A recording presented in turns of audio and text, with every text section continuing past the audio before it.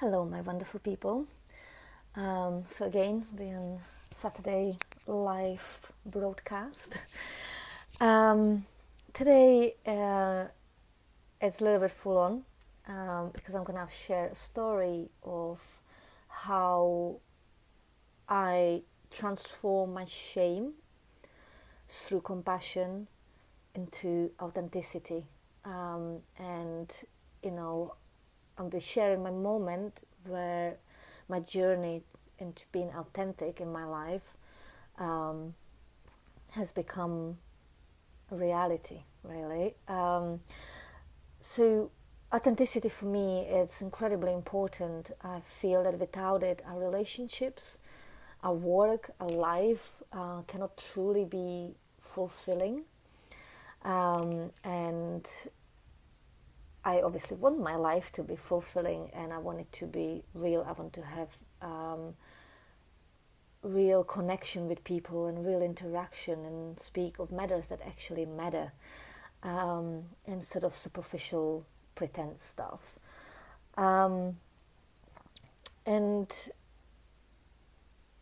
couple of years ago, it's about 2.5 years ago, I was already on a journey. I was already getting a therapy. It was after my husband passed away. It's been quite a rough journey already, but I've been making pretty good progress, and started to feel quite stable. Then a memory came up just suddenly. One day I was walking down the street and just a memory came up from my childhood, a memory that has a lot of shame and pain attached to it. It was incredibly emotive, incredibly powerful memory, and it basically brought me down to my knees. I did not expect it at all. I spent a couple of days crying, wrote about it, wrote it all out. It was really difficult to even write about the memory. It was really hard to get it out of me. The shame was so overwhelming.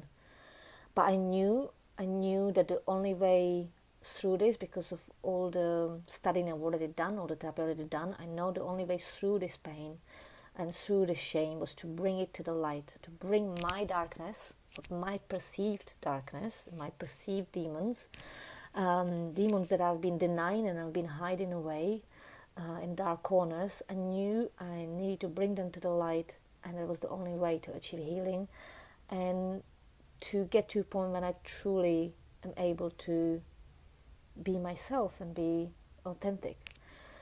And so that's what I did. I started by talking to my, at the time, therapist. It was really hard to actually speak about it, and really what we did, I just kind of gave him the outline and he filled in the middle for me to make it a little bit easier, and shared his own personal stories as well that made it easier for me to communicate my shame. And it was amazing in that way that he was very compassionate. He made me feel like I'm not alone. He made me feel that it's okay and it's almost normal, unfortunately, and that that can happen to basically anyone, and that there's nothing to be ashamed of. And that gave me the courage to then speak to my other therapist, whom I said a little more. I talked about it a little bit more, gave a little bit more detail. I still missed out the core of what happened, because I still wasn't able to. It just couldn't pass my lips. I just wasn't able to voice it at all. But again, she was very understanding, very compassionate. Again, reassured me that it's okay to share all this, and was very supportive. And again, that helped me to feel a little braver, a little more ready to actually speak it out loud. And all the while I kept writing it. I kept writing down what happened in detail, to just practice, to allow myself to actually see it out of myself, out of my head, and just start accepting that this is the reality. It really happened. I was part of that. It was part of my life, and it's okay. It's it hasn't killed me. I'm still here, and I start to really understand that it's not something to be ashamed of. That really, what I started to understand, that there's never ever anything to be ashamed of. There can be things to be feel guilty about, but not to, because that allows us to change our behavior, but not to be ashamed of. Like, no one is a bad person based on what happened to them or what they did.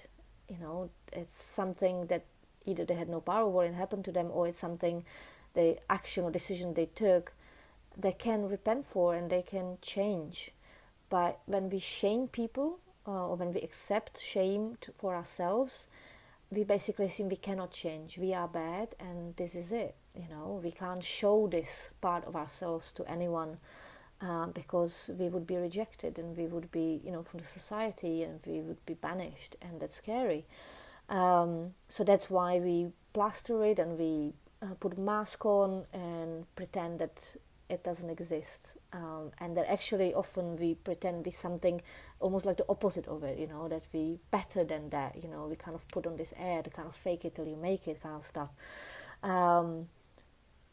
just to show that we are better than we think we are. And I just didn't want to live my life like this. I wanted to be just me. I wanted to just say what I feel and what I think, and without fear of how it's gonna be received, or whether that will lead to rejection from others. I just wanted to be okay with just being myself without having to pretend or try to be something I'm not, or try to be something other people want me to be. And I knew that, the only way through was through the shame, and I had to bring it to light. And it happened as I said, 2.5 years ago, King's Cross, outside on a bench. I was sitting there with my best friend, who is also a therapist and a teacher, and she's just the most amazing person, and so generous and compassionate and kind. And I completely trust her, 100%. And she was so supportive, and she held the space, and she held my hand, and she allowed me to share my shame. And I spoke it out loud, the core of the situation. I spoke about everything. I spoke the words, and it was the hardest thing I ever done. I was choking on it. Just few words took 5 minutes to say. It was so physically painfully hard. But once it was out, the relief that followed was just unbelievable. It was literally that miracle moment when you just know that everything has changed, and that you've been healed, and that this is it. And yes, there is still some process and some residue that you deal with, and that I've worked on with my therapist, and the journey goes on. But that moment, I still feel that transformation that happened in that particular moment when I spoke those words out loud. And that freed me, that released me. My friend's compassion and her love and her kindness and her understanding and acceptance allowed me to feel accepting towards myself, to feel loving towards myself, and to realize there is nothing to hide. And from that moment, I'm not hiding anything. I really am not. Like, if you take the time to see me, to truly see me, you will see it all. There is no closed doors. There is nothing being hidden. And whatever you do see will always be real.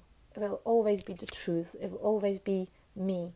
I don't pretend. I don't lie. I don't hide about who I am, and what I think and what I feel. And yes, it's constant act of bravery. Yes, it's constant act of vulnerability. But it's just become a little easier. Not easy. It's still, especially like, when you're involved in close friendship or romantic relationships or family, when you have kind of more to lose, so to speak, when you feel fear of rejection, abandonment, it's harder to be vulnerable and to be real and to be truly yourself and be brave. But since I've accepted myself just as I am, and I let go of that shame, this has become so much easier. And I am now able to speak my truth, and I'm able to be brave, and walk and work through my pain and through my fear. And it's amazing, and my life has improved so much. My relationships have transformed. My relationship, even the new ones, and when I meet new people, everything is so much easier, so much more real, and we go straight to just being friends or just being romantically involved or whatever, just there's no bullshit anymore, there's no pretending anymore. And my authenticity allows other people to feel safe, to be truly themselves as well. And I hope that I allow people to feel their worth and value in this world, and that is my purpose in life, really. But this wouldn't be possible if I wasn't authentic, if I wasn't real, and that wouldn't be possible if I wasn't brave enough to bring my darkness, my demons into the light, and allow the healing to happen. And so I conclude that, if, in my opinion, if you want to be leading an authentic life, if you want to be real, if you want to be true to yourself, you've got to be brave enough to face your demons. You've got to be brave enough to bring the darkness to the light, to let go of your shame. And yes, it's scary, but you don't need to do it alone. There are people who can help you, whether it's people that you already have around you, or you can find a therapist. You can call me, reach me. I'll be really happy to help.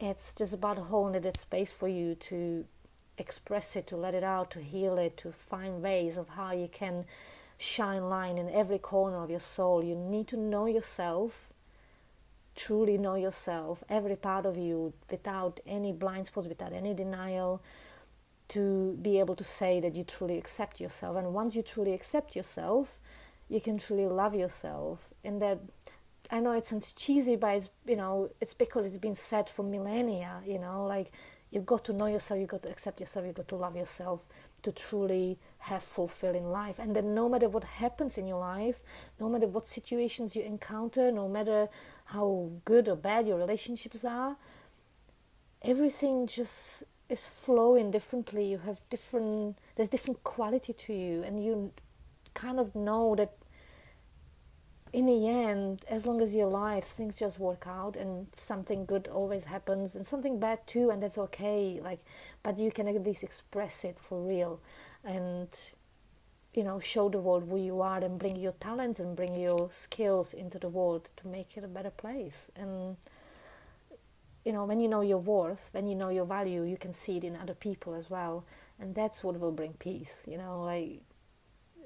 That's the only way, when we see each other's value in this world, when we treasure each other's being here, when we treasure our own being here. And so I conclude this with saying there is nothing in this world that you should be ashamed of, nothing.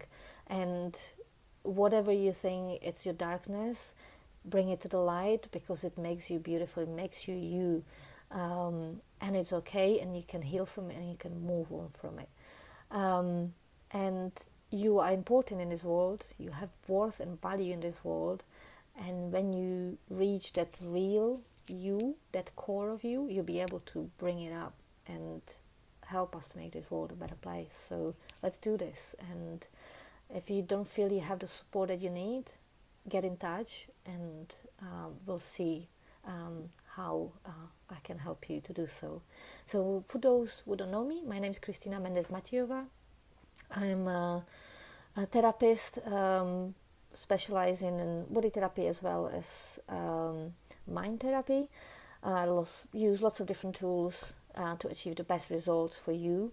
And I work currently in Highgate Holistic Clinic, but I'm also reachable over Skype or online.